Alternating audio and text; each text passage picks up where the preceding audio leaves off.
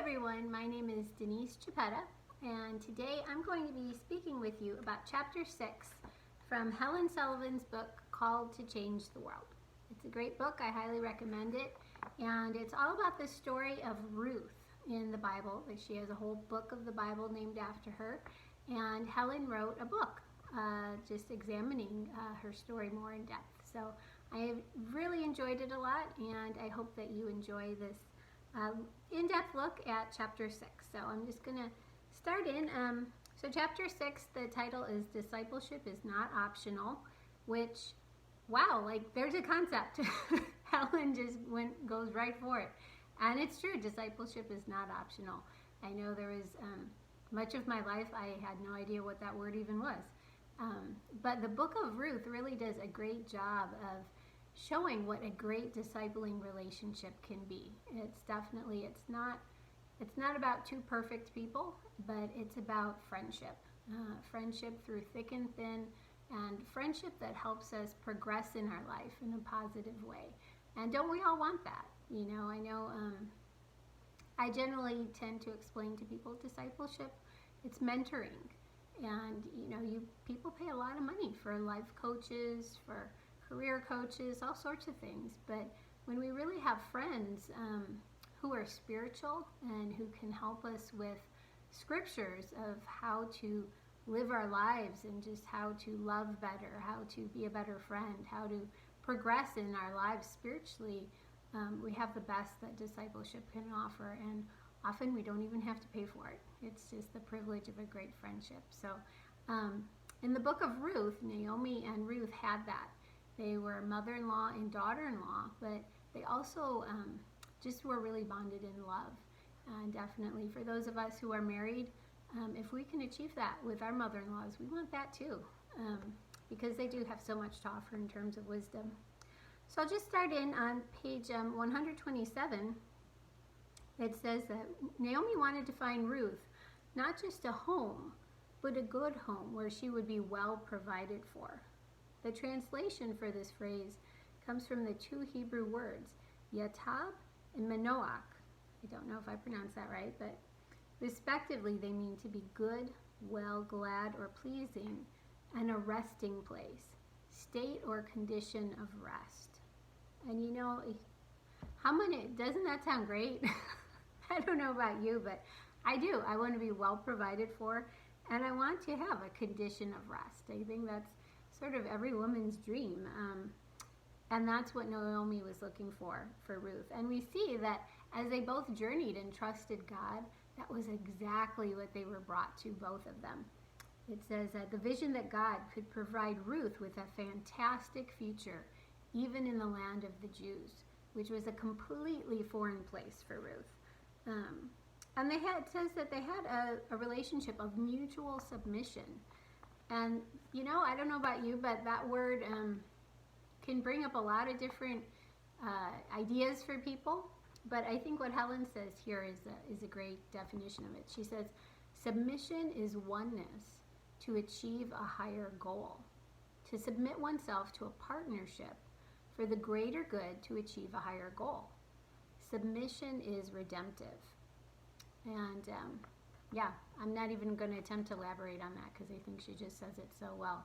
Oneness to achieve a higher goal.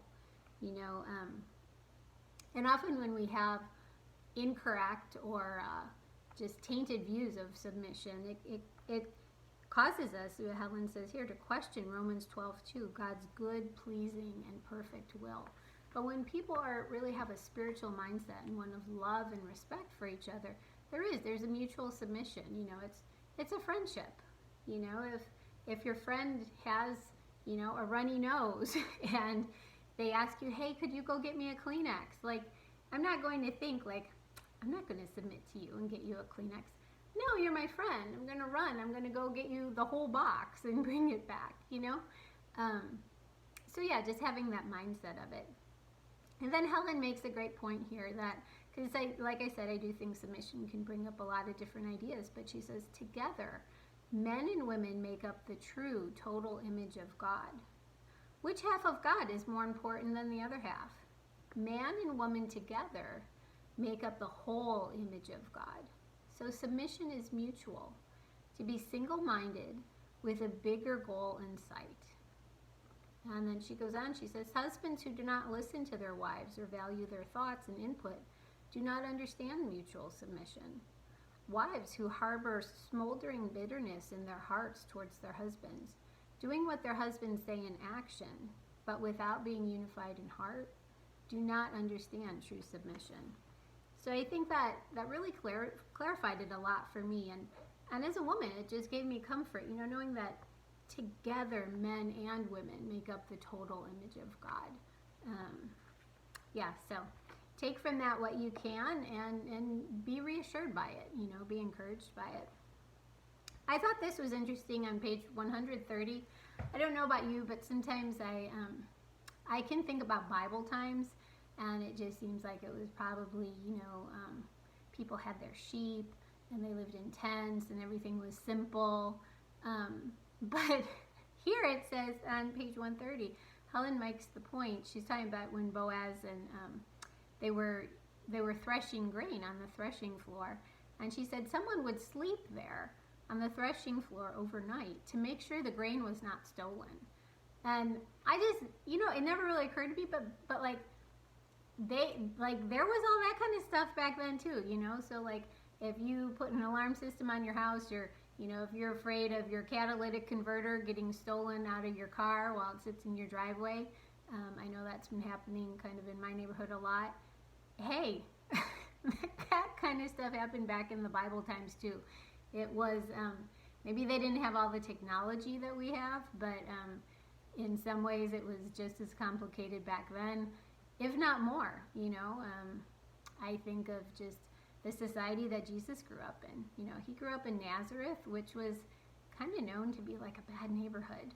And so when you watch the news and you think, oh my goodness, the world's just gone crazy, this is the worst it's ever been, I think back, I'm like, you know what? Bible times were pretty bad too. The women back then had to have a lot of faith and put their hope in God the same way that we do today. So let's see here. It says on page 131, it says, Naomi expressed no concern about the plan. She was confident that Ruth would be safe and her reputation would be protected because she had noted both Boaz and Ruth's unwavering character. Each did what was right when no one was looking. And if you read the book of Ruth, you can see that Naomi came up with this plan for Ruth to basically go to Boaz in the middle of the night and get in bed with him. It sounds kind of crazy, but she knew that they both were people of great character. And I think it's faith building to see, that Ruth trusted her and God blessed it, even though it was not, a traditional plan or even a plan that you and I would in a million years think was a good idea. I think it's also important on page 132, Helen says, and I highlighted this because she said there was no hesitation in Ruth, even though she had seen Naomi's weakness, her sadness, her faithlessness, and her bitterness.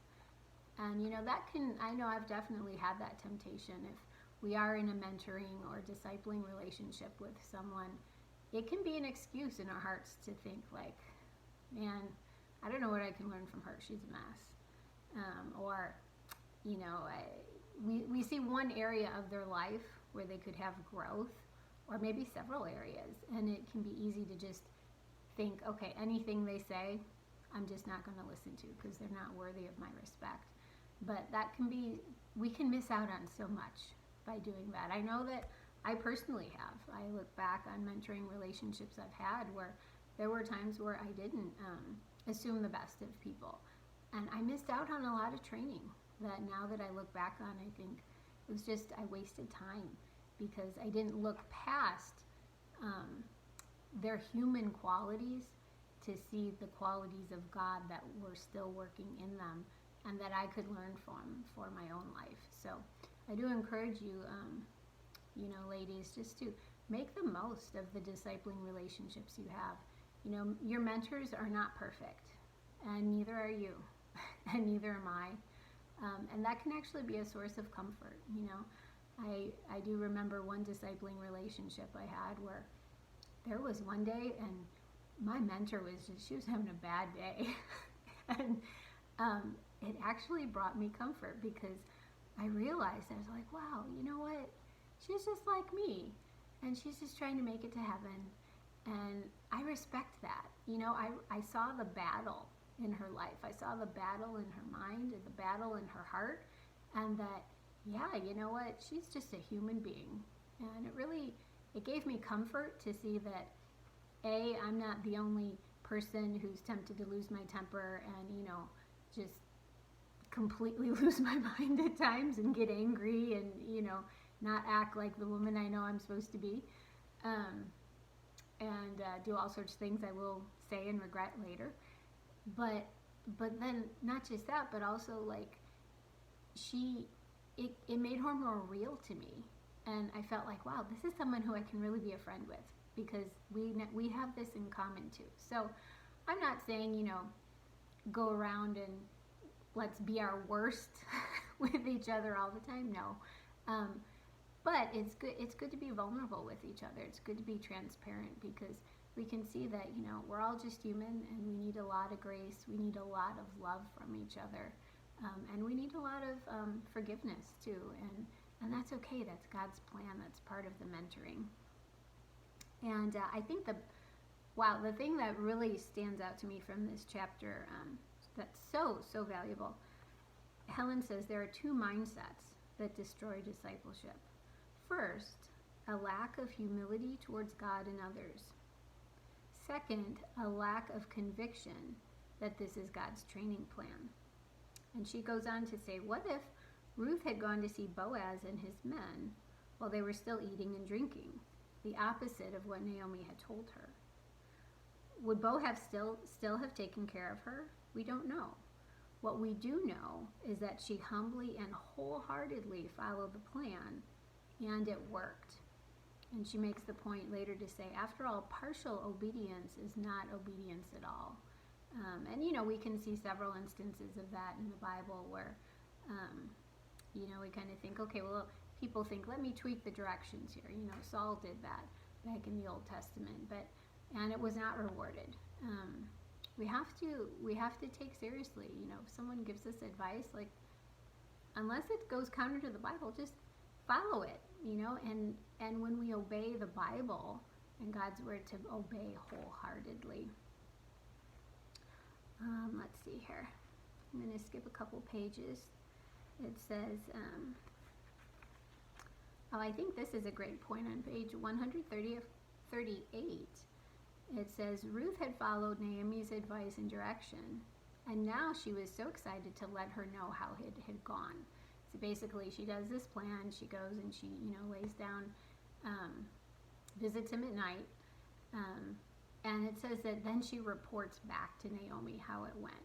And I think that's so valuable, because as someone's mentor, you want to hear the good news, and you want to know what went well, or sometimes you want to know what could have gone better so that you can learn from it too. And I know for me, like, that was something I had to be taught. I had a mentor who did a great job of that, Brittany Underhill, and she taught me that, like, if there's something that she'd like me to do, or, some instruction I needed to carry out, I was the type of person I would, I would do it, but then I would just assume, okay, well, I did it. And I wouldn't let her know, like, report back and say, hey, I did it. This is how it went. It's done. And then it's kind of like she can take it off her mind.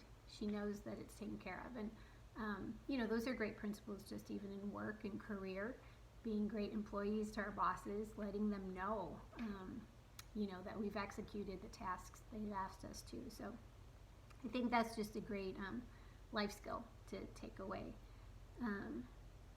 It says that this is positive accountability, having excitement to go back and tell people all the great things that God has done and about his faithfulness to his word. So, somebody's trying to call me. Anyway, so that is chapter 8. Chapter 6. There's one more thing I wanted to point out here. She says, when we do see that our discipling or our mentoring partners may not be perfect, Helen makes the point. She says, my confidence was to be in God and his plan, not in my discipler's perfection.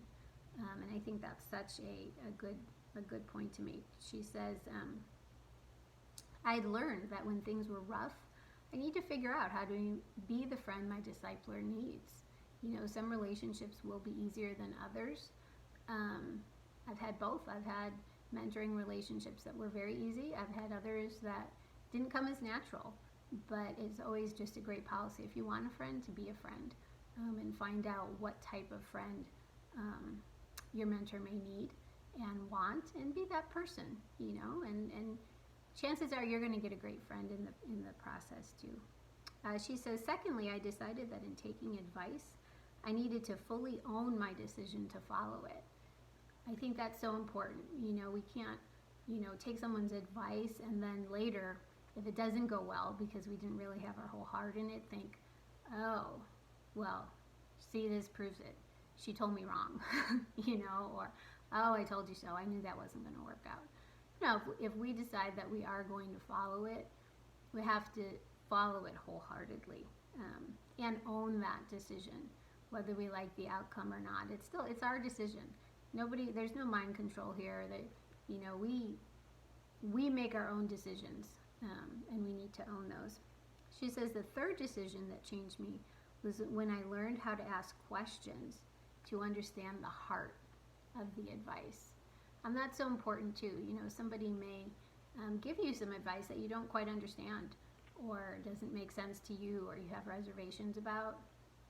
That there's no problem there. You know, we're all human, and God gave us minds to be able to question things and think critically and have those thoughts. But you want to seek to understand. You know, take the time to probe, to ask questions, to understand, so that, like Helen says, you can understand the heart of the advice, and then follow the heart of that advice, and learn from it for your own benefit.